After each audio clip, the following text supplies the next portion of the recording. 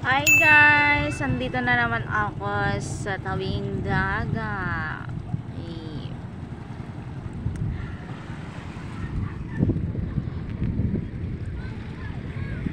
So, pwede kayo pumunta dito guys. Free maligo. Ito, akala ko nasa bahay. Mama! Andito lang Mama! pala. Andito na lang ako.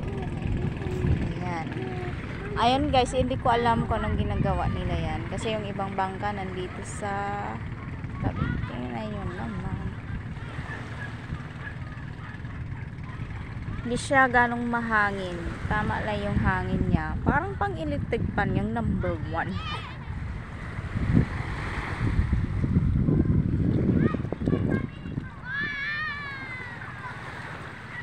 So medyo madilim-dilim na.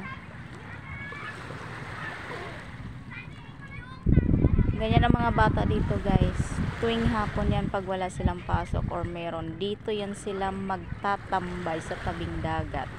Maglaro. Kung hindi man maglaro, maligo sila. Ayan.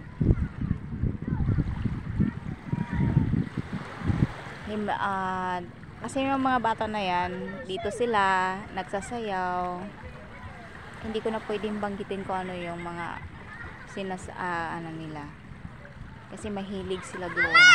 Ayan.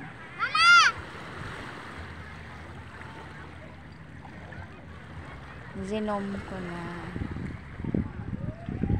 Kala mo may nang hinukay oh. Tuwang-tuwa pa siya.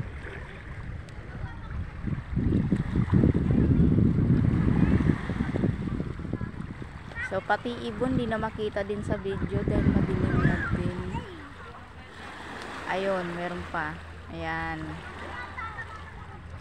Ayun sila. Maganda talaga dito magtatambay guys. Kasi ma-relax yung isip mo. Sa umaga't hapon sa sobrang init. Pagdating ng hapon, punta ka lang dito sa tabing dagat. Mamasyal lang. Pwede kayo maligo. Ayan.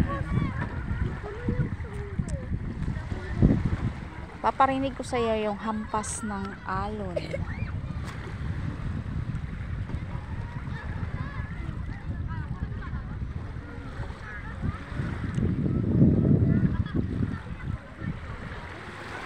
Meron mga bata doon na naliligo oh. Ayan. Pero andyan yung mga magulang nila guys, nakatingin na sa taas. Kasi may seawall na dyan. Dati walang seawall to eh. Diretso lang yan. Ngayon may seawall. Yan o, seawall yan.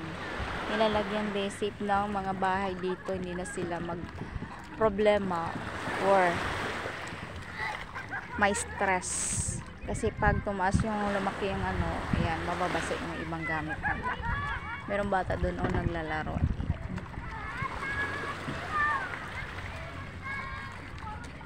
Mga teenager dito din nagtatambay.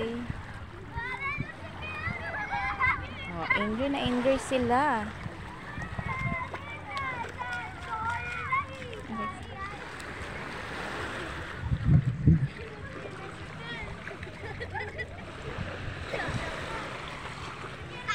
Maghugas ka ng kamay doon.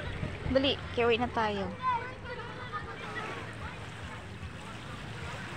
Enjoy your moment. So, naka-relax din.